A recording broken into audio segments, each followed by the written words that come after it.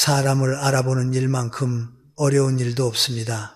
그런데 저는 늘 한 가지를 믿습니다. 사람의 본성은 깊은 곳에만 숨어 있는 것이 아니라 아주 작은 틈에서 먼저 새어 나온다는 사실입니다.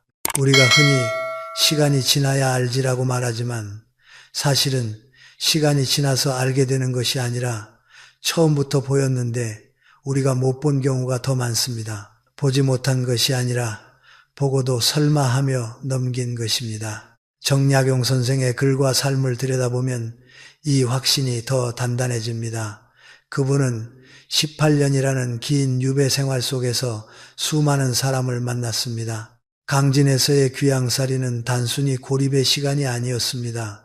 사람의 마음을 해부하듯 관찰하게 만든 시간입니다. 겉으로는 친절하지만 속으로는 칼을 품은 사람, 평소에는 의리와 우정을 말하다가 이익 앞에서 돌변하는 사람, 말은 거창한데 실천은 한 발자국도 없는 사람, 그런 사람들을 가까이 두었다가 큰 화를 입는 장면을 그분은 수없이 목격했습니다. 저는 이 대목에서 우리 삶과 정확히 맞닿아 있다고 느낍니다. 요즘도 그렇지요. 처음에는 다정하게 다가옵니다. 도와드릴게요. 제가 책임질게요. 당신 편이에요. 그런데 막상 일이 생기면 표정이 바뀝니다. 말투가 바뀝니다. 책임을 슬쩍 미룹니다. 은근히 당신을 불편하게 만들고 당신이 죄인처럼 느끼게 합니다. 그리고 어느 순간 당신은 자기 자신에게 묻게 됩니다. 내가 뭘 잘못했나? 하지만 진짜 질문은 그게 아닙니다. 내가 그 작은 신호를 왜 무시했나가 더 정확한 질문입니다. 정약용 선생은 아들들에게 편지를 쓸 때마다 사람 보는 눈을 길러야 한다고 했습니다. 사람을 잘못 가까이 두면 내 삶 전체가 흔들린다는 것을 너무 뼈아프게 알았기 때문입니다. 관계는 단순히 정을 나누는 일이 아닙니다. 관계는 내 시간을, 내 에너지를, 내 마음을, 내 삶의 방향을 함께 나누는 일입니다. 그러니 어떤 사람을 가까이 두느냐는 결국 어떤 삶을 살겠다는 선택과 같습니다. 여기서 우리가 한 가지 오해를 합니다. 좋은 사람을 만나야 한다는 말은 맞지만 그것보다 먼저 해야 할 일이 있습니다. 나쁜 사람을 피하는 지혜입니다. 좋은 사람을 찾는 일은 어렵습니다. 하지만 해로운 사람을 가려내는 것은 조금만 훈련하면 생각보다 가능합니다. 왜냐하면 해로운 사람은 반드시 흔적을 남기기 때문입니다. 그것이 바로 작은 행동과 사소한 말투입니다. 사람은 자신을 포장할 수 있습니다. 웃음도 만들 수 있고 친절도 연출할 수 있습니다. 선물도 할 수 있고 멋진 말도 할 수 있습니다. 그러나 결정적인 순간에 드러나는 태도는 숨기기 어렵습니다. 특히 힘이 걸린 순간, 이익이 걸린 순간, 책임이 걸린 순간, 혹은 감정이 흔들리는 순간에 그 사람의 본바탕이 나옵니다. 저는 이것을 마음의 무게중심이라고 부릅니다.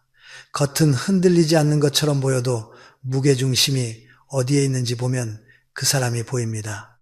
자기중심인지, 타인중심인지, 원칙중심인지, 아니면 이익중심인지, 오늘 제가 드리고 싶은 이야기는 단순한 목록이 아닙니다. 이런 사람 조심하세요 정도의 가벼운 조언이 아닙니다. 사람 때문에 마음이 달아본 분들은 아십니다. 한 사람을 잘못 가까이 두면 내 평온이 무너지고 내 자존감이 흔들리고 심지어 내 성격까지 변합니다. 원래는 넉넉하던 사람이 쪼그라듭니다. 원래는 밝던 사람이 의심이 많아집니다. 원래는 단순하던 사람이 계산을 하게 됩니다. 결국 피해는 그 사람이 주는 것이 아니라 그 사람 곁에서 변해가는 나가 더 크게 남습니다. 그래서 저는 단호하게 말씀드리고 싶습니다. 7가지 모습 중 단 하나라도 반복해서 보인다면 그 관계는 정리라는 단어를 진지하게 검토해야 합니다. 물론 사람은 누구나 실수합니다. 누구나 한 번쯤은 화를 낼 수 있고 누구나 서운할 수 있고 누구나 부족할 수 있습니다. 그러나 중요한 것은 패턴입니다. 한 번의 실수가 아니라 그 사람의 습관처럼 반복되는 태도, 그것이 바로 본성에 가까운 것입니다. 어떤 분들은 이렇게 말합니다. 그래도 정이 있잖아요. 그래도 오래 봤잖아요. 그래도 내가 참으면 되잖아요. 그런데 저는 여기서 꼭 짚어야 한다고 생각합니다. 정은 참는다고 깊어지는 것이 아닙니다. 정은 서로를 살리는 방향으로 흐를 때 깊어집니다. 오래 봤다는 사실이 나를 지켜주지 않습니다. 오히려 오래 봤기 때문에 더 늦게 손을 놓지 못해 더 큰 상처를 만들기도 합니다. 그리고 내가 참으면 된다는 말은 대개 내가 이미 많이 무너졌다는 신호입니다.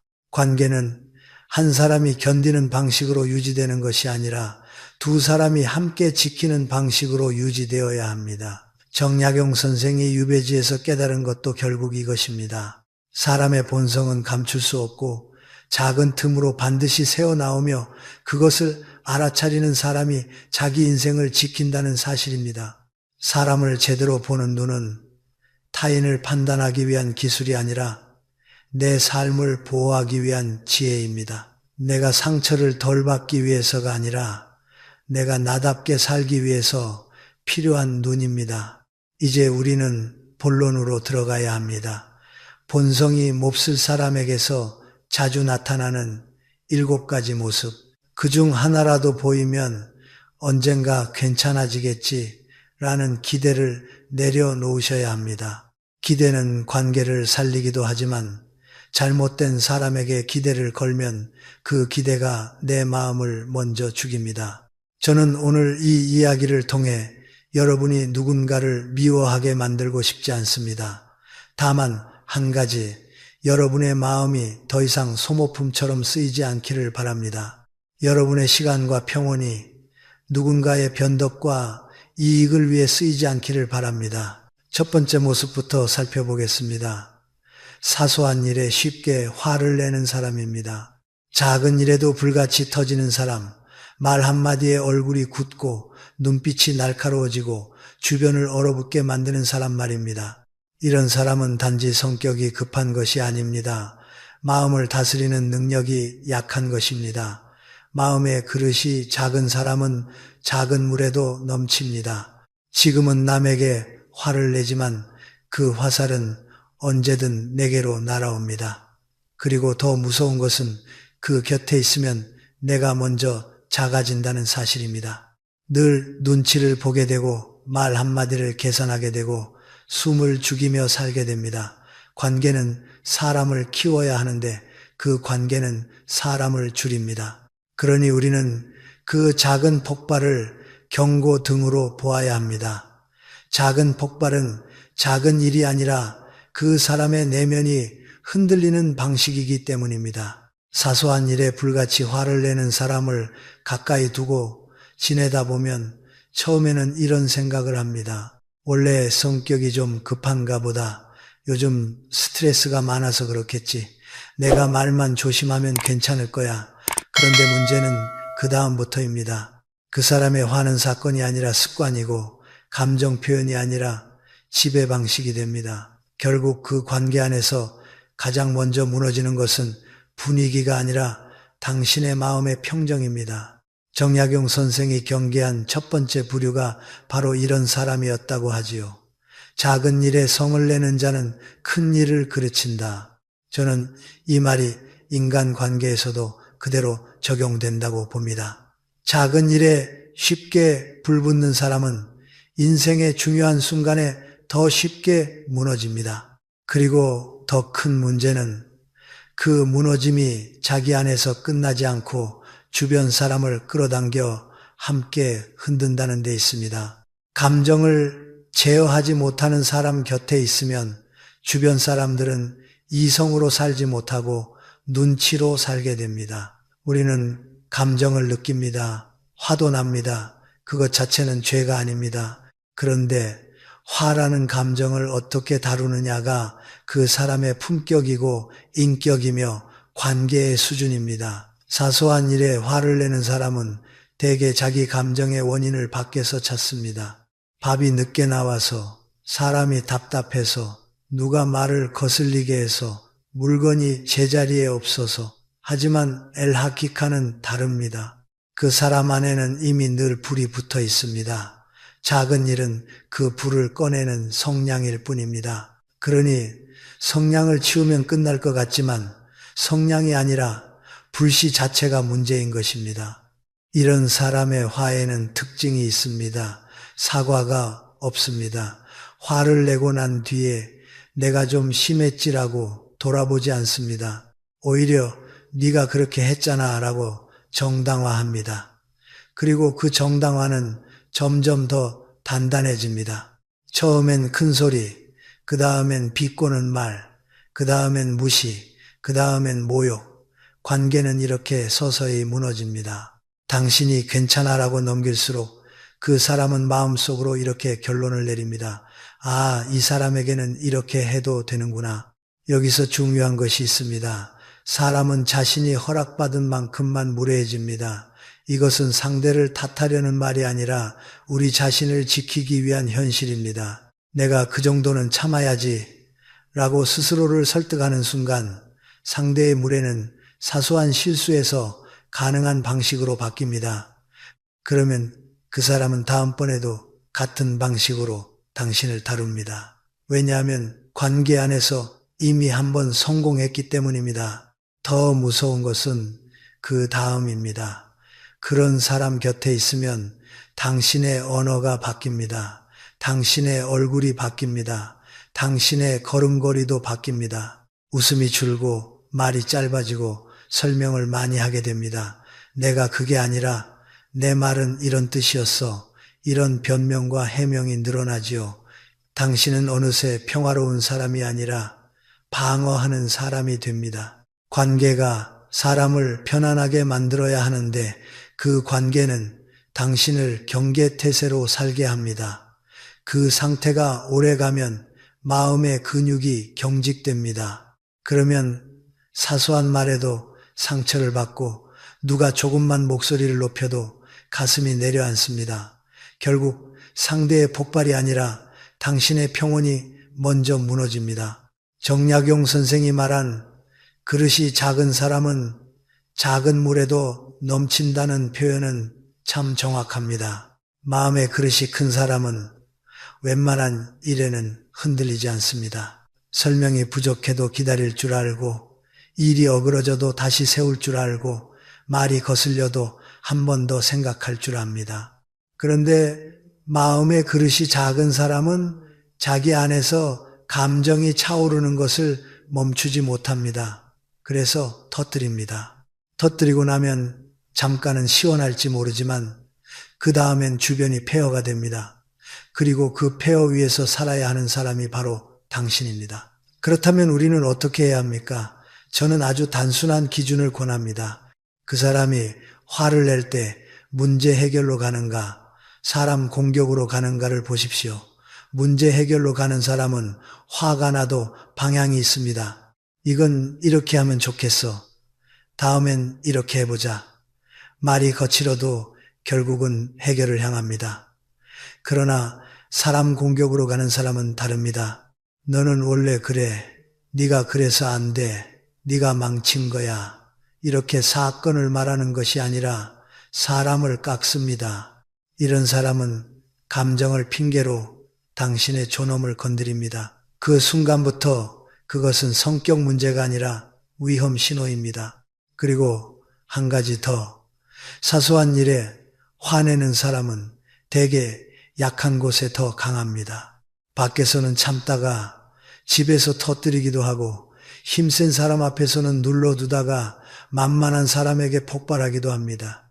그러면 그 화는 단순한 감정이 아니라 권력의 사용이 됩니다. 그 관계는 결국 안전하지 않습니다. 안전하지 않은 관계에서는 사랑도 우정도 신뢰도 잘하지 못합니다. 잘하는 것은 오직 불안과 위축뿐입니다. 그러니 여러분, 사소한 일에 반복해서 화를 내는 사람을 그냥 급한 성격으로만 보지 마십시오. 그건 그 사람의 내면이 관계를 다루는 방식이고 결국 당신을 다루는 방식이 될 수 있습니다. 당신이 평온을 지키고 싶다면 그 사람의 화를 참아주는 것으로 해결하려 하지 마십시오. 참는 것은 관계를 살리는 것 같지만 오래 참으면 결국 나 자신을 잃습니다. 정약용 선생의 통찰은 냉정하지만 따뜻합니다. 사람을 미워하라는 말이 아니라 자신을 지키는 지혜를 가지라는 말입니다. 누군가의 작은 폭발이 당신의 하루를 망치고 당신의 말수를 줄이고 당신의 마음을 움츠리게 만든다면 그것은 이미 작은 일이 아닙니다. 그 신호를 가볍게 넘기지 마십시오. 관계는 마음을 넓혀야 합니다. 그런데 어떤 관계는 마음을 줄입니다. 그런 관계에서 빠져나오는 용기는 배신이 아니라 자기 존중입니다. 은혜는 있고 원한만 기억하는 사람, 저는 이 부류를 떠올릴 때마다 마음이 먼저 서늘해집니다. 왜냐하면 이 사람들은 겉으로는 큰 문제가 없어 보이기 때문입니다. 큰 소리를 치는 것도 아니고 당장 폭발하는 것도 아닙니다. 오히려 처음에는 예의 바르고 말도 곱고 고맙습니다라는 말을 잘하는 듯 보입니다. 그런데 시간이 지나면 이상한 장면이 반복됩니다. 내가 10번을 도와줘도 그 10번은 공기처럼 사라지고 내가 한 번 못 도와주면 그 한 번이 돌처럼 남아 당신을 누릅니다. 그것이 바로 이 부류의 무서움입니다. 정약용 선생이 남긴 말 가운데 한 번의 섭섭함이 10번의 좋음을 덮는다는 통찰이 있습니다. 저는 이 문장이 사람 마음의 병을 너무 정확히 찌른다고 생각합니다. 은혜를 기억하는 사람은 관계를 키웁니다. 그러나 원한만 기억하는 사람은 관계를 갉아먹습니다. 그리고 그 갉아먹는 방식이 아주 조용합니다. 오늘 당장 싸움이 일어나는 것이 아니라 당신이 언젠가 죄인이 되는 구조로 관계를 설계합니다. 이런 사람들의 마음속에는 감사가 자리 잡지 못합니다. 감사는 단순히 고맙다는 말이 아닙니다. 감사는 상대의 수고와 진심을 알아보는 능력입니다. 그런데 이 부류는 그 능력이 약합니다. 당신이 베푼 것을 네가 좋아서 한 거잖아 라고 생각하고 그 정도는 당연한 거야 라고 여깁니다. 그러니 고마움이 쌓이지 않습니다. 고마움이 쌓이지 않으니 관계는 늘 정산이 됩니다. 당신의 마음은 정으로 흐르는데 그 사람의 마음은 계산으로 움직입니다. 그런데 계산하는 사람은 기억을 어떻게 하느냐가 다릅니다. 고마운 일은 희미해집니다. 왜냐하면 고마운 일을 진지하게 인정해버리면 자기 안에 부담이 생기기 때문입니다. 내가 이렇게 받았구나를 인정하는 순간 언젠가 갚아야 할 것 같고 적어도 예의를 지켜야 할 것 같고 마음을 써야 할 것 같습니다. 그런데 그런 부담은 싫습니다. 그러니 기억을 지워버립니다. 반대로 섭섭한 일은 또렷해집니다. 섭섭함은 자기 정당성을 만들어주기 때문입니다. 내가 피해자야 라는 프레임이 생기면 그 순간부터 관계에서 우위를 잡을 수 있습니다. 그리고 무엇보다 상대를 계속 움직이게 만들 수 있습니다. 이것이 바로 원한만 기억하는 사람의 관계 기술입니다. 여러분, 이런 관계는 시간이 갈수록 어떤 형태가 되는지 아십니까? 당신은 계속 주는 사람이 되고 그 사람은 계속 받는 사람이 됩니다. 당신이 주는 동안은 관계가 평온한 듯 보입니다. 왜냐하면 상대가 원하는 것이 채워지니까요.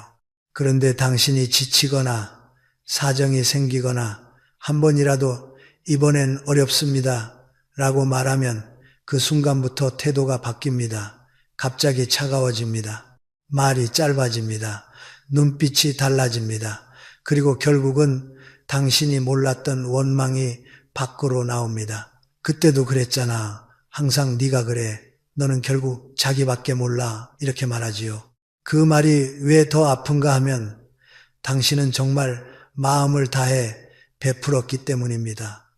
그래서 배신감이 커집니다. 정약용 선생은 은혜를 배반하고 덕을 잇는 자를 망덕이라 했습니다. 저는 이 표현이 단순히 도덕적 비난이 아니라 관계의 현실을 드러낸다고 생각합니다. 망덕한 사람과 관계를 맺으면 결국 당신의 선의가 권리로 바뀝니다. 상대는 당신의 호의를 권리처럼 요구합니다. 당신이 그 요구에 응하지 않으면 당신이 나쁜 사람이 됩니다. 이것이 가장 비정상적인 구조입니다. 정상적인 관계는 서로의 호의를 선물로 받습니다. 그러나 비정상적인 관계는 호의를 의무로 만들고 결국 상대를 죄인으로 만듭니다. 여기서 반드시 확인해야 할 신호가 있습니다. 그 사람은 고맙다라는 말을 할 때도 그 말에 온기가 있는가, 혹은 말은 하는데 마음은 없는가, 그리고 더 중요합니다. 그 사람은 당신이 베풀지 못할 때 당신의 상황을 이해하려 하는가, 아니면 곧바로 삐치고 비꼬고 거리두고 은근한 벌을 주는가. 원한을 품는 사람은 대개 직접적으로 공격하지 않습니다. 대신 차가움으로 벌을 줍니다. 연락을 끊거나 일부러 모임에서 빼거나 다른 사람에게 서운함을 흘리거나 당신을 난처하게 만드는 방식으로 자신의 원망을 풀어냅니다. 겉으로는 조용한데 그 조용함이 칼처럼 날카롭습니다. 그리고 한 가지 더 무서운 점이 있습니다. 이런 사람들은 종종 나는 의리가 있어, 나는 정이 많아 같은 말을 합니다. 그런데 실제로는 의리도 정을 말로만 씁니다. 진짜 의리는 상대가 어려울 때 더 드러납니다. 진짜 정은 상대가 못해줄 때도 흔들리지 않습니다. 그런데 원한만 기억하는 사람은 상대의 부족함을 기다렸다가 그 순간을 증거로 삼습니다. 봐, 결국 너도 그래. 이렇게 말하며 관계의 판을 뒤집습니다. 결국 관계는 신뢰가 아니라 감정의 인질극이 됩니다. 그렇다면 우리는 어떻게 해야 합니까? 저는 두 가지를 권합니다. 첫째, 이런 사람에게는 과잉 설명을 하지 마십시오. 왜냐하면 그들은 설명을 이해하기 위해 듣는 것이 아니라 나중에 당신을 공격하기 위한 재료로 저장하기도 합니다. 둘째, 배추의 방식에 경계를 세우십시오. 주는 것이 사랑이라 생각하면 끝없이 주게 됩니다. 하지만 경계 없는 배의 빌은 상대에게 감사가 아니라 당연함을 가르칩니다. 당신의 선의를 지키려면 당신의 한계를 인정해야 합니다. 여기까지는 할 수 있지만 여기부터는 어렵습니다. 이 말을 담담하게 할 수 있어야 합니다. 정약용 선생이 주는 메시지는 분명합니다. 은혜를 모르는 사람과 관계를 이어가면 결국 당신의 마음이 마릅니다. 꿀을 독항아리에 붓는 것과 같다고 했지요. 저는 이 비유를 늘 기억합니다. 꿀이 문제가 아니라 항아리가 문제입니다. 당신의 마음이 아무리 따뜻해도 상대의 그릇이 독으로 가득 차 있으면 당신의 따뜻함은 그 독을 중화시키지 못합니다. 오히려 당신이 먼저 상처를 입습니다.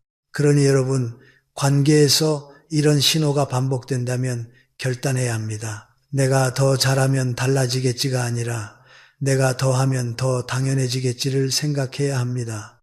은혜를 잊고 원한만 기억하는 사람은 당신이 아무리 잘해도 만족하지 않습니다. 왜냐하면 그 사람의 문제는 당신의 부족함이 아니라 그 사람 안에 감사할 줄 모르는 마음이기 때문입니다. 그 마음은 당신이 채워줄 수 있는 것이 아닙니다. 관계는 서로를 살려야 합니다. 그런데 어떤 관계는 한쪽의 마음을 갉아먹습니다. 당신이 누군가에게 계속 죄책감을 느끼고 늘 미안하고 늘 부족한 사람처럼 느껴진다면 그 관계는 이미 건강하지 않습니다. 이 신호를 가볍게 넘기지 마십시오. 당신의 마음은 소모품이 아닙니다. 당신의 선의는 더 좋은 사람에게 쓰일 자격이 있습니다. 남의 불행을 보고 속으로 기뻐하는 사람, 저는 이 부류를 가장 두려워합니다. 왜냐하면 이 사람들은 겉으로는 아주 멀쩡한 얼굴을 하고 있기 때문입니다. 겉으로는 위로합니다. 아이고, 얼마나 힘들어. 괜찮아. 마음 아프겠다. 말은 그렇게 합니다. 그런데 눈빛이 다릅니다. 표정이 아주 잠깐 흔들립니다. 말끝이 묘하게 가벼워집니다. 그리고 그 짧은 순간 당신은 설명하기 어려운 불쾌감을 느낍니다. 그게 바로 신호입니다. 인간은 거짓말을 할 수 있어도 마음의 결을 완벽하게 숨기기는 어렵습니다. 정약용 선생이 남긴 말 중에 이런 뜻이 있습니다. 남의 불행에 웃음 짓는 자는 결국 하늘이 알아본다. 저는 이 말이 벌 받는다는 단순한 경고라기보다 그 마음이 결국 자기 인생을 갉아먹는다는 현실을 말한다고 봅니다. 남의 불행을 기뻐하는 마음은 한번 자리 잡으면 습관이 됩니다. 그리고 그 습관은 그 사람의 인간관계를 망가뜨립니다. 왜냐하면 그 사람은 누군가의 성공을 진심으로 축하할 수 없고 누군가의 성장을 함께 기뻐할 수 없기 때문입니다. 사람이 왜 남의 불행을 기뻐할까요? 대부분의 경우 그 뿌리는 시기와 열등감입니다. 남이 잘 되면 자기 마음이 불편해집니다. 남이 성취하면 자기 초라함이 더 크게 느껴집니다. 그러니 남이 넘어지면 비로소 마음이 편해집니다. 나만 힘든 게 아니네. 그래, 너도 별 수 없구나. 이런 마음이 은근한 안도감을 줍니다. 문제는 그 안도감이 일시적인 진통제라는 데 있습니다. 잠깐은 아픈 자존심이 덜 아프지만 근본은 더 썩어갑니다. 남의 불행을 먹고 사는 마음은 결국 자기 자신을 병들게 합니다. 여러분, 이런 부류를 가까이 두면 어떤 일이 생기는지 아십니까? 당신에게 좋은 일이 생겼을 때 그 사람은 진심으로 축하하지 않습니다. 말은 축하해라고 하는데 온도가 없습니다. 질문이 없습니다. 관심이 없습니다. 오히려 화제를 빨리 돌립니다. 당신의 기쁨을 오래 못 견딥니다. 그리고 당신이 어려움에 빠졌을 때는 반대로 이상하게 관심이 많아집니다. 연락이 잦아지고 묻는 말이 많아지고 조언이 늘어납니다. 표면상으로는 걱정 같지만 사실은 구경에 가깝습니다. 어떻게 됐어? 얼마나 손해봤어? 누가 너한테 그랬어? 이렇게 디테일을 캐묻습니다. 그 불행이 자기에게는 없는 이야깃거리이기 때문입니다. 더 조심해야 할 것은 이런 사람들은 불행을 소문으로 바꾸기도 한다는 점입니다. 당신이 힘들다고 털어놓으면 다음날 그 이야기가 다른 사람 입에서 들립니다. 직접적으로 말하지 않더라도 걔가 요즘 좀 힘들다더라. 내가 봤을 때는 같은 식으로 흘립니다. 남의 불행은 그들에게 일종의 사회적 자원이 됩니다. 자기 존재감을 만들고 다른 사람들 사이에서 나는 안다는 위치를 확보하는 도구가 됩니다. 그러니 이런 사람에게 마음을 열면 당신의 아픔이 당신을 치유하는 재료가 아니라 그 사람의 입을 즐겁게 하는 재료로 소비됩니다. 이 부류의 또 다른 특징은 남이 잘 될 때 이유를 깎아내린다는 것입니다. 운이 좋았지, 빽이 있겠지, 원래 집이 잘 살잖아.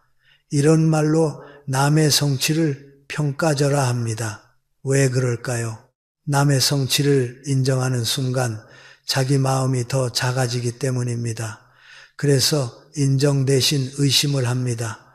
축하 대신 평가를 합니다. 이것이 습관이 되면 그 사람 주변에는 신뢰가 사라집니다.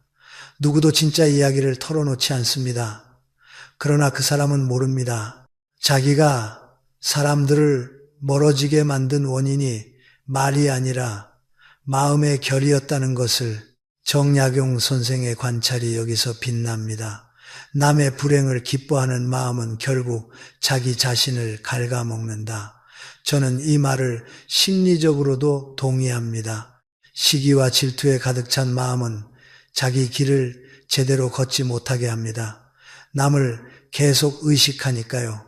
남이 올라가면 불편하고 남이 내려가면 편안합니다. 그러면 그 사람의 내면은 남의 인생 그래프에 매달리게 됩니다. 자기 삶의 방향이 아니라 남의 흥망성쇠에 따라 감정이 흔들립니다. 이건 인간이 가장 불행해지는 구조입니다. 자기 삶의 주인이 아니라 남의 삶을 관찰하는 구경꾼이 되기 때문입니다. 그러면 우리는 어떤 기준으로 이 신호를 알아차려야 할까요? 저는 아주 현실적인 기준을 권합니다. 당신이 행복할 때 불편해하는 사람, 그리고 당신이 힘들 때 유독 활기를 띠는 사람은 조심해야 합니다. 또 하나는 당신의 실패나 아픔을 이야기할 때 해결을 돕는 질문이 아니라 구경을 위한 질문을 계속하는 사람입니다. 마지막으로 당신이 잘 될 때는 칭찬을 아끼면서도 당신이 흔들릴 때는 평가를 과하게 하는 사람. 이런 패턴이 반복된다면 그 사람의 마음 속에는 함께 기뻐하는 능력이 약할 가능성이 큽니다. 여러분, 관계에서 가장 중요한 능력 중 하나가 무엇인지 아십니까? 함께 기뻐하는 능력입니다. 함께 웃을 수 있어야 관계가 자랍니다. 함께 기뻐할 수 있어야 마음이 넓어집니다. 그런데 그 능력이 없는 사람은 결국 관계를 경쟁으로 만들고 비교로 만들고 상처로 만듭니다. 그 사람 곁에 오래 있으면 당신도 자기 기쁨을 숨기게 됩니다. 좋은 일이 있어도 말하지 않게 됩니다. 말하면 깎일 것 같고 시기 받을 것 같고 불편해질 것 같기 때문입니다. 그렇게 되면 당신의 삶은 점점 작아집니다. 기쁨을 나누지 못하는 삶은 그 자체로 외롭습니다. 저는 단호하게 말씀드립니다. 남의 불행에 기뻐하는 사람은 언젠가 당신의 불행에도 기뻐할 수 있습니다. 그건 그 사람이 나쁘다는 감정적 판단이 아니라 마음의 구조를 보면 그렇게 흘러갈 가능성이 높다는 현실적 판단입니다. 그러니 그런 신호가 보인다면 거리를 두는 것이 차갑고 이기적인 행동이 아닙니다. 당신의 마음을 지키는 지혜입니다. 사람을 끊어내는 것이 목적이 아닙니다. 다만 당신이 마음을 놓을 수 있는 자리, 당신이 웃을 수 있는 자리, 당신이 성장할 수 있는 자리에 그런 마음을 가진 사람이 오래 머물게 하지 말라는 것입니다. 관계는 인생의 공기와 같습니다. 공기가 탁하면 숨이 막히듯 마음이 탁한 사람 곁에서는 당신의 영혼이 답답해집니다. 그 답답함을 내가 예민해서 그래 라고 넘기지 마십시오. 예민함이 아니라 경고등일 수 있습니다. 자신의 잘못을 남에게 돌리는 사람, 저는 이 부류를 가장 피곤한 사람이라고 부릅니다. 왜냐하면 함께 있으면 일이 해결되지 않습니다. 문제는 늘 남아있고 대신 책임만 떠다니기 때문입니다. 그리고 그 책임은 결국 가장 성실한 사람에게 붙습니다.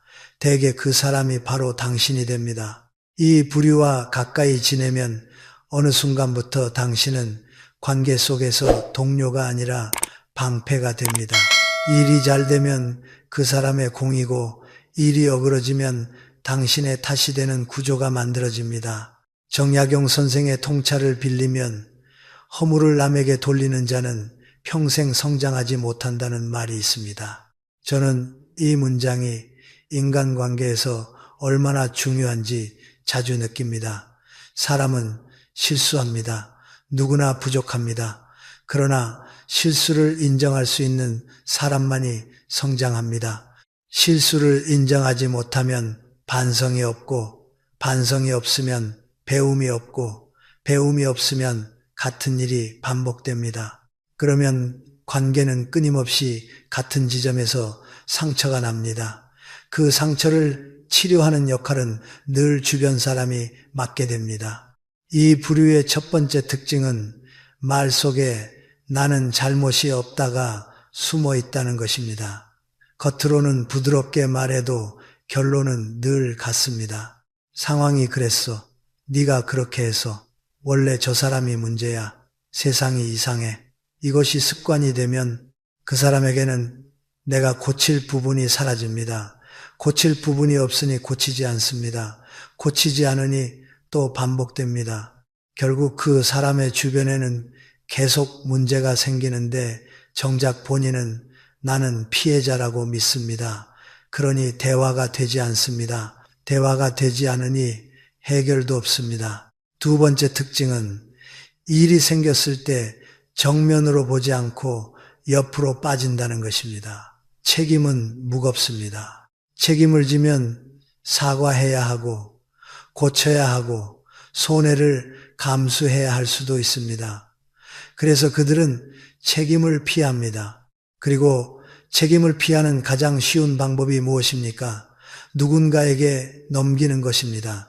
그래서 그들은 자연스럽게 희생양을 찾습니다. 그 희생양은 대개 만만한 사람이 아니라 오히려 양심 있는 사람입니다. 왜냐하면 양심 있는 사람은 관계를 살리기 위해 순간적으로라도 내가 조금 더 해볼게 라고 말하기 때문입니다. 그 한마디가 반복되면 당신은 어느새 항상 책임을 지는 사람이 됩니다. 여러분, 이런 관계에서 가장 무서운 것은 무엇인지 아십니까?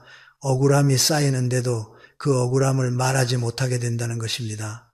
왜냐하면 말하는 순간 그 사람은 다시 한번 책임을 뒤집어 씌우기 때문입니다. 네가 예민한 거야. 왜 그렇게 크게 받아들여? 너도 잘한 건 아니잖아. 이렇게 말하며 당신의 감정을 문제로 만듭니다. 그러면 당신은 본질을 말하지 못하고 감정 싸움으로 끌려갑니다. 결국 문제는 해결되지 않고 당신만 까다로운 사람이 되어버립니다. 이게 가장 잔인한 구조입니다. 잘못한 사람이 아니라 정리하려는 사람이 나쁜 사람이 됩니다. 정약용 선생이 유배 생활 중에 이런 사람들을 답답해했다고 하지요. 저는 이해가 됩니다. 사람의 됨됨이 중에서 가장 기본은 책임감입니다. 책임감이 있는 사람은 실수해도 관계가 회복됩니다. 왜냐하면 내가 잘못했다는 한마디가 신뢰를 다시 세우기 때문입니다. 그러나 책임감이 없는 사람은 실수보다 더 큰 상처를 줍니다. 실수는 누구나 합니다. 하지만 책임을 회피하면 그 실수는 상대에게 모욕이 됩니다. 나는 잘못이 없고 네가 감당해 라는 메시지이기 때문입니다. 이 부류가 특히 위험한 이유는 시간이 지나면 관계가 불공정 계약으로 변하기 때문입니다. 당신은 늘 더 많이 설명하고 더 많이 배려하고 더 많이 정리하고 더 많이 사과합니다. 반면 상대는 늘 그럴 수 있지로 넘어갑니다. 그러다가 어느 날 당신이 한 번이라도 힘들어지면 상대는 이렇게 말합니다. 왜 갑자기 그래? 원래 너는 잘했잖아. 그 말은 칭찬이 아니라 족쇄입니다. 과거의 당신을 근거로 현재의 당신에게 의무를 강요하는 말입니다. 그렇게 당신은 점점 지칩니다. 그리고 지친 당신을 보며 그 사람은 또 이렇게 말합니다. 너 요즘 변했네. 변한 건 당신이 아니라 당신이 더 이상 희생양 역할을 못하게 된 것뿐입니다. 그럼 우리는 어떻게 알아차려야 할까요? 저는 아주 명확한 질문 하나를 권합니다. 이 사람은 문제 앞에서 책임을 말하는가, 변명을 말하는가? 책임을 말하는 사람은 이런 표현을 씁니다. 내가 놓쳤네. 내가 미안해. 다음엔 이렇게 하자. 반면 변명을 말하는 사람은 이렇게 말합니다. 그때는 어쩔 수 없었어. 너도 그랬잖아. 누구나 그럴 수 있어. 언뜻 들으면 말이 되는 것 같지만 끝까지 들어보면 책임이 사라져 있습니다. 책임이 없는 말은 관계를 세우지 못합니다. 또 하나의 기준은 일이 잘못됐을 때 그 사람이 먼저 해결을 찾는지 아니면 먼저 가해자를 찾는지입니다. 책임 회피형 인간은 해결보다 누가 잘못했는지에 집착합니다. 왜냐하면 누가 잘못했는지 정해지는 순간 자기는 빠져나갈 수 있기 때문입니다. 그래서 대화가 늘 법정처럼 됩니다. 증거를 들이대고 말꼬리를 잡고 과거를 끌어오고 당신의 말 한마디를 왜곡합니다. 그런 관계에서 사람은 지칩니다. 마음이 메말라 갑니다. 여러분, 관계는 함께 짐을 나누는 것입니다. 그런데 어떤 사람과 있으면 짐이 나눠지지 않고 한쪽으로 몰립니다. 그것이 반복된다면 그건 우연이 아니라 구조입니다. 그 구조의 중심에는 대개 책임 회피가 있습니다. 정약용 선생이 아들들에게 당부했다는 말이 떠오릅니다. 자신의 잘못을 남에게 돌리는 자와는 일을 함께하지 말라. 함께하면 언젠가 큰 누명을 쓸 수 있다고. 저는 이 말이 오늘날에도 그대로 맞다고 생각합니다. 회사든 가정이든 친구 사이든 책임을 회피하는 사람 곁에서는 언젠가 당신이 억울한 일을 겪을 가능성이 높습니다. 그러니 이 신호가 보인다면 관계를 끊으라는 말이 아닙니다. 다만 거리를 조절하라는 것입니다. 마음을 깊이 주지 마십시오. 중요한 일을 함께 도모하지 마십시오. 책임이 필요한 자리에서 그 사람을 중심에 두지 마십시오. 그리고 무엇보다 그 사람이 책임을 떠넘길 때마다 당신이 무조건 받아주지 마십시오. 그건 제 책임이 아닙니다. 이 부분은 당신이 정리해야 합니다. 이 말을 차분히 할 수 있어야 합니다. 그 한마디가 당신을 지킵니다. 당신은 누군가의 실수를 대신 짊어지기 위해 태어난 사람이 아닙니다.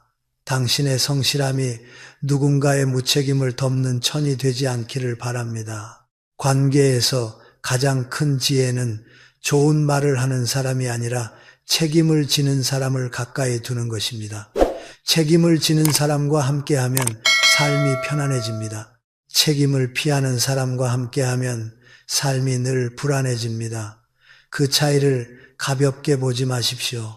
약자에게는 강하고 강자에게는 약한 사람.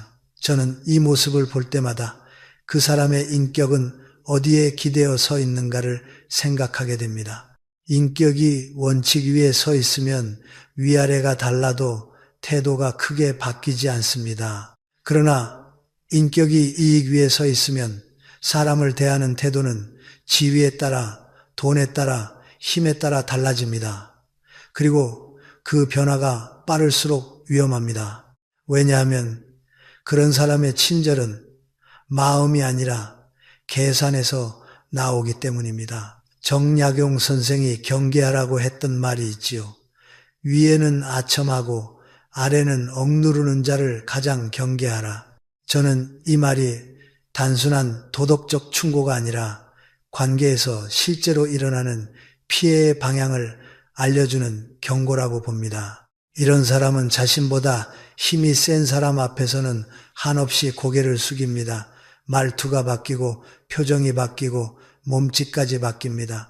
필요 이상으로 칭찬하고 필요 이상으로 맞장구 치고 필요 이상으로 비위를 맞춥니다. 그런데 더 약한 사람 앞에서는 정반대입니다. 말이 거칠어지고 명령조가 되고 사소한 일에도 평가하고 함부로 대합니다. 그 사람에게는 인간이 아니라 서열이 보이는 것입니다. 이 부류의 핵심은 간단합니다. 사람을 사람으로 보지 않습니다.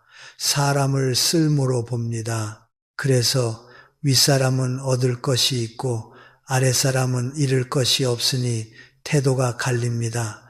그런데 우리는 종종 착각합니다.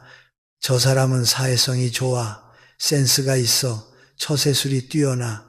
물론 세상 살다 보면 처세도 필요합니다. 그러나 처세와 인격은 다릅니다. 처세는 상황에 맞춰 움직이는 기술이고 인격은 상황이 바뀌어도 지켜지는 기준입니다. 약자에게 강하고 강자에게 약한 사람은 처세는 능하지만 인격의 기준이 약한 경우가 많습니다. 그러니 그 사람을 믿고 깊이 가면 언젠가 그 처세의 칼날이 당신에게도 향할 수 있습니다. 여러분, 이런 사람의 특징은 선택적 친절입니다. 어느 날은 유난히 친절합니다. 특히 당신이 뭔가 도움이 될 때, 그런데 당신이 도움이 되지 않는 순간, 혹은 당신이 어려움에 빠져 힘이 약해지는 순간 그 친절이 차갑게 식습니다. 그때 당신은 깨닫습니다. 아, 내게 한 친절이 나를 향한 것이 아니라 내가 가진 무언가를 향한 것이었구나. 그래서 저는 관계를 볼 때 그 사람이 아래 사람을 어떻게 대하는지 꼭 보라고 말씀드립니다. 식당 직원에게, 택배 기사에게, 후배에게, 가족 중 힘이 약한 사람에게, 혹은 자기에게 이익이 되지 않는 사람에게 거기에서 본 모습이 나옵니다. 이 부류의 더 무서운 점은 상황이 바뀌면 태도도 즉시 바뀐다는 것입니다. 지금은 당신이 잘 나가고 지금은 당신이 힘이 있고 지금은 당신이 사람들에게 영향력이 있으니 다정하게 굴지요. 그런데 당신이 잠시 흔들리면 그 사람은 가장 먼저 멀어집니다. 때로는 멀어지는 수준이 아니라 돌아서서 모욕을 주기도 합니다. 왜냐하면 그 사람에게 관계는 정이 아니라 편이기 때문입니다. 이익이 되는 편에 서는 것이 그 사람의 생존 방식입니다. 그러니 편이 바뀌면 말도 바뀝니다. 어제까지 형님 하던 사람이 오늘은 남처럼 굴고, 어제까지 내 사람 하던 사람이 오늘은 당신을 평가합니다. 그 가벼움이 바로 위험입니다. 정약용 선생의 경험이 여기서 다시 떠오릅니다. 권세 있을 때는 찾아와 친분을 자랑하던 이들이 유배를 가자 한순간에 돌아섰다. 저는 이 장면이 인간관계의 본질을 보여준다고 생각합니다. 권세가 있을 때 다가오는 사람을 믿기 쉽습니다. 왜냐하면 그 사람의 따뜻한 말이 우리 마음을 움직이기 때문입니다. 그러나 진짜 관계는 권세가 사라질 때, 이익이 없어질 때, 도움이 안 될 때 드러납니다. 약자에게 강하고 강자에게 약한 사람은 결국 당신이 약해지는 순간 당신을 지키지 않습니다. 오히려 당신이 약해진 순간을 이용할 수도 있습니다. 이제는 내가 위하라는 듯이 태도가 바뀌기도 하죠. 그럼 우리는 어떻게 구분해야 할까요? 저는 딱 하나를 권합니다. 그 사람이 위에게 하는 말과 아래에게 하는 말의 온도 차이를 보십시오. 위에게는 과하게 공손하고 아래에게는 과하게 거친 사람. 그 온도 차이가 크면 클수록 그 사람의 기준은 사람을 향한 존중이 아니라 힘을 향한 복종일 가능성이 높습니다. 존중이 없는 복종은 언제든 배신으로 바뀝니다. 왜냐하면 복종은 마음이 아니라 두려움에서 나오고, 두려움은 조건이 바뀌면 방향을 바꾸기 때문입니다. 또 하나, 이런 사람들은 보통 관계의 약속을 잘 지키지 않습니다. 약속이란 원칙이 필요합니다. 원칙이 필요하다는 것은 손해를 감수할 때도 있다는 뜻이지요. 그런데 이익 중심의 사람은 손해를 싫어합니다. 그러니 약속이 불리해지면 핑계를 댑니다. 상황이 바뀌었어. 어쩔 수 없었어. 다음에 하자. 그러나 재미있게도 자기에게 이득이 되는 약속에는 누구보다 빠르고 적극적입니다. 그래서 이 부류와 함께 있으면 당신은 늘 불안합니다. 이 사람이 진짜 내 편일까? 내가 어려워지면 어떻게 될까? 그런 불안이 드는 관계는 건강하지 않습니다. 신뢰는 편안함을 낳고 계산은 긴장을 낳습니다. 여러분, 사람을 완벽히 가릴 수는 없습니다. 하지만 안전한 기준은 있습니다. 힘이 약한 사람을 존중하는 사람을 가까이 두십시오. 그 사람은 대개 강한 사람 앞에서도 쉽게 무너지지 않습니다. 왜냐하면 존중의 기준이 서열이 아니라 인간 자체에 있기 때문입니다. 반대로 힘이 약한 사람을 함부로 대하는 사람은 언젠가 당신이 약해지는 순간 당신도 함부로 대할 수 있습니다. 그건 성격의 문제가 아니라 그 사람의 세계관입니다. 그래서 저는 이 신호를 봤을 때 무조건 다 끊으라는 말을 하지 않습니다. 다만 거리를 조절하라고 말합니다. 중요한 일을 맡기지 마십시오. 내 마음 깊은 곳을 보여주지 마십시오. 내 약점을 함부로 내어주지 마십시오. 이런 사람은 약점을 보관하지 않고 약점을 카드로 씁니다. 필요할 때 꺼내 상대를 누르는 도구로 씁니다. 그러니 스스로를 지키는 선이 필요합니다. 정약용 선생이 아들들에게 전한 경계는 결국 이것입니다. 사람은 힘을 보고 태도를 바꾸는 순간 그 사람의 충성과 우정은 믿을 수 없게 된다. 저는 이 말을 오늘날의 인간관계에서도 그대로 적용하라고 권합니다. 당신의 곁에는 당신이 강할 때만 웃는 사람이 아니라 당신이 약해져도 존중을 잃지 않는 사람이 있어야 합니다. 그런 사람과 함께할 때 인생은 편안해집니다. 이익 앞에서 사람이 돌변하는 순간 저는 그때를 관계의 본색이 드러나는 시간이라고 봅니다. 평소에는 의리와 우정을 말하던 사람이 돈 앞에서 표정이 바뀌고 권력 앞에서 말이 바뀌고 자리 앞에서 태도가 바뀐다면 그동안의 따뜻한 말은 결국 진심이 아니라 투자였을 가능성이 큽니다. 가까이 지낸 이유가 마음이 아니라 언젠가 쓸모가 있을까 하는 계산이었던 것이지요. 정약용 선생이 이런 부류를 두고 소인배라 한 것은 단순한 욕이 아닙니다. 사람의 크기를 말한 것입니다. 큰 사람은 손해 앞에서도 기준을 지키지만 작은 사람은 손해 앞에서 기준을 버립니다. 그리고 이익에 따라 움직이는 사람은 결국 관계를 사람과 사람이 아니라 계약과 거래로 바꿔버립니다. 거래가 나쁜 것은 아닙니다. 문제는 우정의 얼굴을 한 거래입니다. 겉으로는 친구처럼 굴고 속으로는 손익을 따지는 관계. 그건 친구도 아니고 동지도 아닙니다. 그건 기회가 생기면 당신을 먼저 내려놓을 수 있는 사람입니다. 이 부류의 특징은 처음에는 참 매력적으로 보입니다.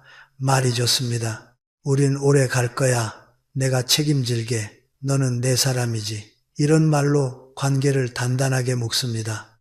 그런데 그 말이 진짜인지 가짜인지는 언제 드러나느냐? 바로 이익이 걸릴 때입니다. 돈 문제, 자리 문제, 평가 문제, 혹은 누군가의 편을 골라야 하는 상황. 그때 그 사람은 너무 빠르게 움직입니다. 빠르게 더 유리한 쪽을 고르고 빠르게 더 강한 쪽에 서고 빠르게 더 안전한 쪽으로 몸을 돌립니다. 그리고 그 과정에서 당신은 잠깐이라는 단어를 듣게 됩니다. 잠깐만, 지금은 어쩔 수 없어. 잠깐만, 다음에 도와줄게. 그런데 그 잠깐이 결국은 영원이 됩니다. 당신은 혼자 남고 그 사람은 이미 다른 편에 서 있습니다. 정약용 선생이 말한 이익으로 모이고 이익으로 흩어진다는 표현은 관계의 진짜 구조를 보여줍니다. 이익 중심의 사람은 관계를 만들 때도 이익으로 만들고 관계를 버릴 때도 이익으로 버립니다. 이익이 있을 때는 형제처럼 굴다가 이익이 없어지면 남처럼 변합니다. 그리고 더 무서운 것은 당신이 방해가 되면 적처럼 대하기도 한다는 점입니다. 그때 당신은 놀랍니다. 어제까지 내 편이던 사람이 어떻게 이렇게까지 하지? 하지만 그 사람에게는 일관성이 있습니다. 사람을 소중히 여기는 일관성이 아니라 자기 이익을 지키는 일관성입니다. 이 부류가 특히 위험한 이유는 겉으로는 의리를 말하며 당신의 마음을 열게 만들기 때문입니다. 마음을 열면 정보가 나옵니다. 약점이 나옵니다. 당신의 계획이 나오고 당신의 고민이 나오고 당신의 사정이 나옵니다. 그런데 이익 중심의 사람은 그 정보를 신뢰로 보관하지 않습니다. 상황이 바뀌면 그 정보를 협상 카드로 씁니다. 때로는 소문으로 흘리고 때로는 비교의 재료로 쓰고 때로는 당신을 압박하는 방식으로 꺼내듭니다. 그러니 이런 사람과 깊어질수록 당신은 더 위험해집니다. 여러분, 이익 앞에서 변하는 사람은 대개 자신을 이렇게 포장합니다. 현실적으로 생각해야지. 세상은 원래 그래. 나도 살아야지. 물론 현실을 모르면 안 됩니다. 하지만 현실과 비열함은 다릅니다. 현실적인 사람은 손해를 줄이되 사람을 해치지 않습니다. 그러나 이익 앞에서 변하는 사람은 손해를 줄이는 수준이 아니라 사람을 버려서 이익을 챙깁니다. 그러면서도 마음 한편에는 죄책감이 있습니다. 그래서 더 무섭습니다. 죄책감이 있는 사람은 그 죄책감을 숨기기 위해 오히려 당신을 나쁘게 만들기도 합니다. 걔가 원래 문제였어. 걔가 나를 이용했어. 이렇게 말하며 자기 배신을 정당화합니다. 그러면 당신은 한 번 버림받고 두 번 왜곡됩니다. 정약용 선생이 유배지에서 겪었던 장면이 떠오릅니다.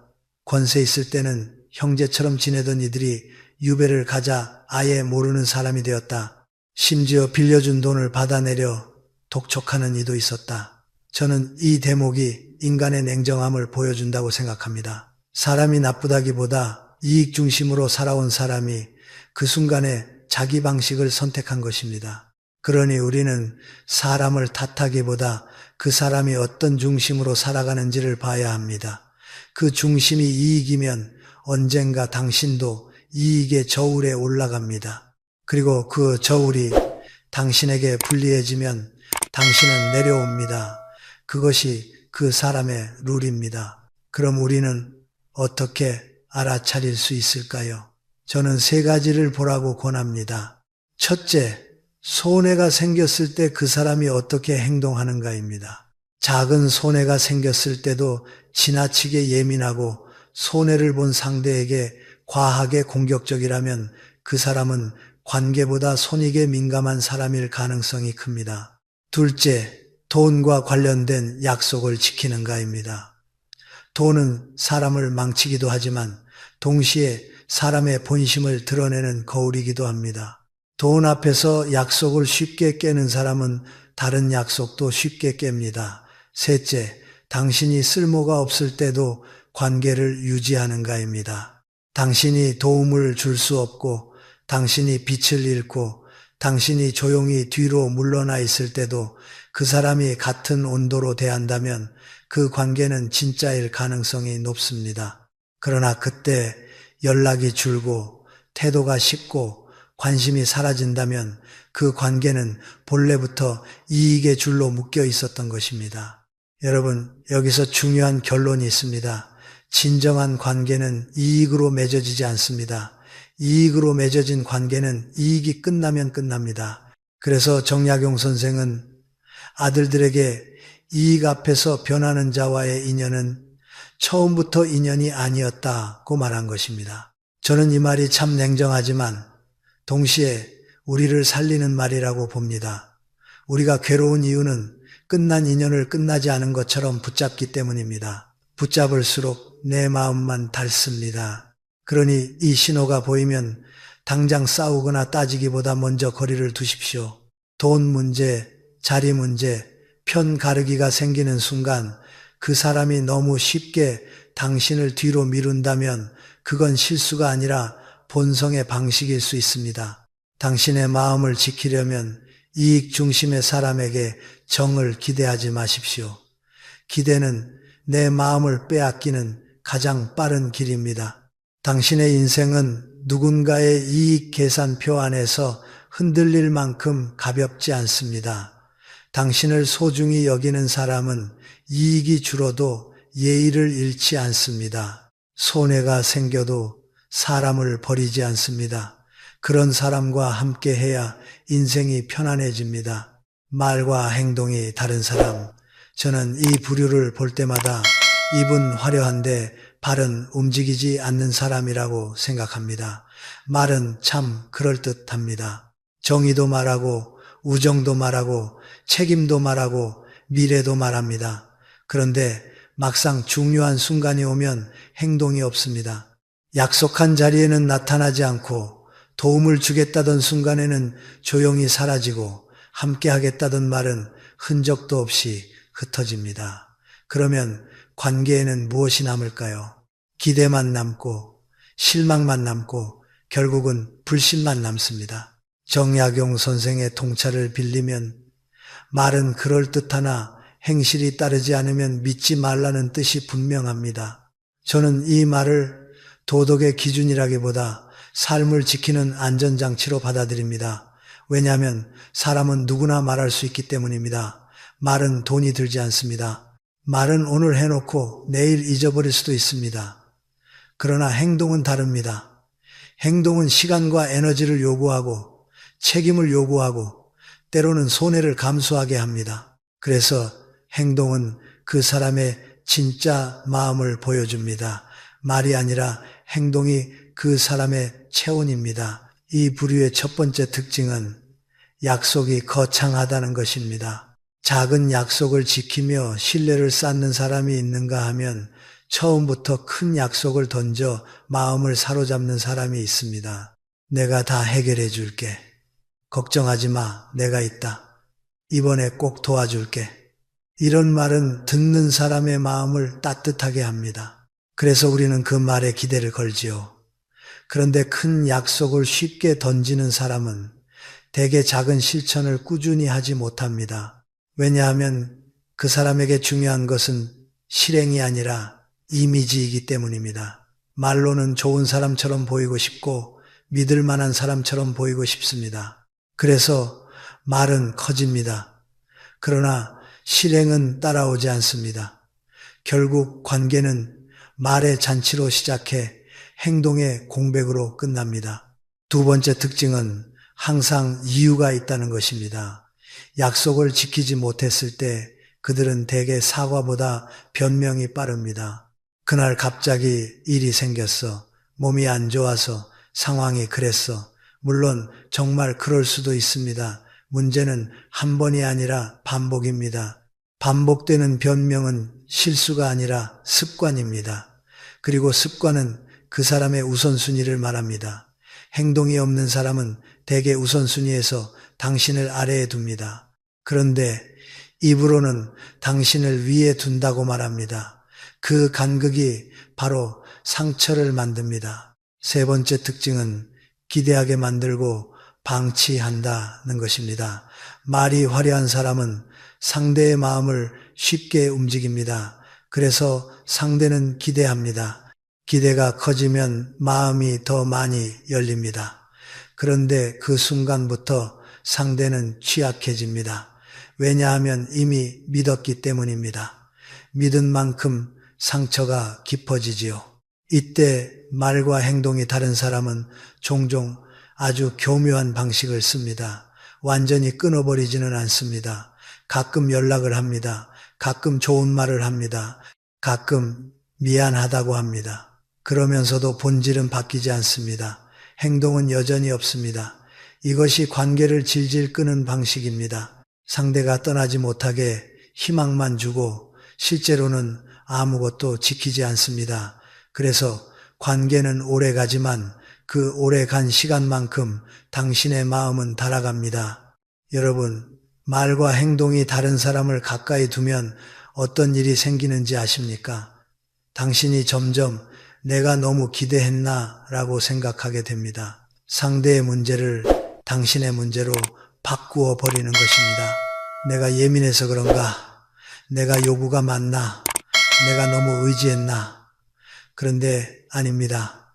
기대는 관계에서 자연스러운 것입니다. 약속은 신뢰의 기초입니다. 문제는 기대가 아니라 약속을 반복해서 깨면서도 아무렇지 않게 말로만 덮는 태도입니다. 그런 태도는 결국 당신의 자존감을 흔듭니다. 내가 그 정도 가치도 없나? 라는 생각이 들게 만들지요. 이것이 말과 행동이 다른 사람의 가장 큰 해악입니다. 당신을 직접 때리지 않아도 당신의 마음을 약하게 만듭니다. 정약용 선생이 유배에서 돌아온 뒤 두툼한 기록을 손에 쥐고 있었다는 이야기가 인상 깊습니다. 그 안에는 진심으로 대해준 사람도 있었고 겉만 번지르르한 사람도 있었고 끝까지 의리를 지킨 사람도 있었고 순식간에 돌아선 사람도 있었다고 하지요. 저는 그 기록의 결론이 단순했다고 생각합니다. 사람의 본성은 숨길 수 없고 작은 틈새로 반드시 비쳐나온다는 것. 말과 행동에 불일치는 그 틈새 중에서도 가장 분명한 틈새입니다. 말은 빛나는데 행동이 어둡다면 그 어둠이 결국 관계를 삼킵니다. 그렇다면 우리는 어떻게 해야 합니까? 저는 아주 실천적인 기준 하나를 권합니다. 그 사람의 말을 믿지 말고 반복된 행동을 믿으십시오. 한 번의 좋은 행동이 아니라 반복된 행동. 한 번의 큰 약속이 아니라 반복된 작은 약속의 이행. 관계에서 신뢰는 큰일 한 번으로 생기지 않습니다. 작은 일 여러 번으로 생깁니다. 그러니 그 사람이 당신에게 좋은 말을 할 때 바로 감동하지 마십시오. 그 말이 언제 어떤 행동으로 이어지는지를 보십시오. 그리고 그 행동이 반복되는지를 보십시오. 또 하나, 말과 행동이 다른 사람에게는 마음을 먼저 깊이 주지 마십시오. 마음을 주는 순서가 바뀌면 상처도 달라집니다. 행동이 먼저고 마음은 나중입니다. 행동을 보고 마음을 여는 것은 신중함입니다. 말만 듣고 마음을 여는 것은 위험입니다. 특히 도와줄게, 책임질게, 끝까지 갈게 같은 큰 말이 나오는 순간 오히려 당신은 한 번 더 확인해야 합니다. 그럼 지금 무엇을 할 수 있나요? 그 약속을 어떻게 지킬 건가요? 이 질문에 구체적으로 답하지 못하면 그 말은 대개 공기처럼 흩어질 가능성이 큽니다. 여러분, 관계에서 가장 큰 지혜는 사람을 미워하지 않는 것과 동시에 사람을 맹신하지 않는 것입니다. 말과 행동이 다른 사람을 미워하라는 것이 아닙니다. 다만 그 사람에게 당신의 평온을 맡기지 말라는 것입니다. 그 사람은 당신을 일부러 상처 주려 하지 않을 수도 있습니다. 그러나 결과는 같습니다. 행동 없는 말은 결국 상대에게 상처가 됩니다. 그리고 그 상처는 시간이 지나면 신뢰의 붕괴로 이어집니다. 마지막으로 정약용 선생의 결론을 오늘 우리의 삶에 붙여보겠습니다. 사람을 알아보지 못하면 평생 고생이고 사람을 알아보면 평생 편안하다. 저는 이 말을 사람을 의심하라는 뜻으로 읽지 않습니다. 사람을 제대로 보라는 뜻으로 읽습니다. 제대로 본다는 것은 말의 포장보다 행동의 진실을 보는 것입니다. 작은 신호를 무시하지 않는 것입니다. 그리고 나를 힘들게 하는 관계를 정리할 용기를 내는 것입니다. 잘못된 인연을 놓아주는 것은 배신이 아닙니다. 자기 삶을 지키는 지혜입니다. 내 마음을 닳게 만드는 사람을 떠나보내면 그 자리에 진짜 내 편이 남습니다. 늘 말로만 다정한 사람이 아니라 조용히 행동으로 지켜주는 사람이 남습니다.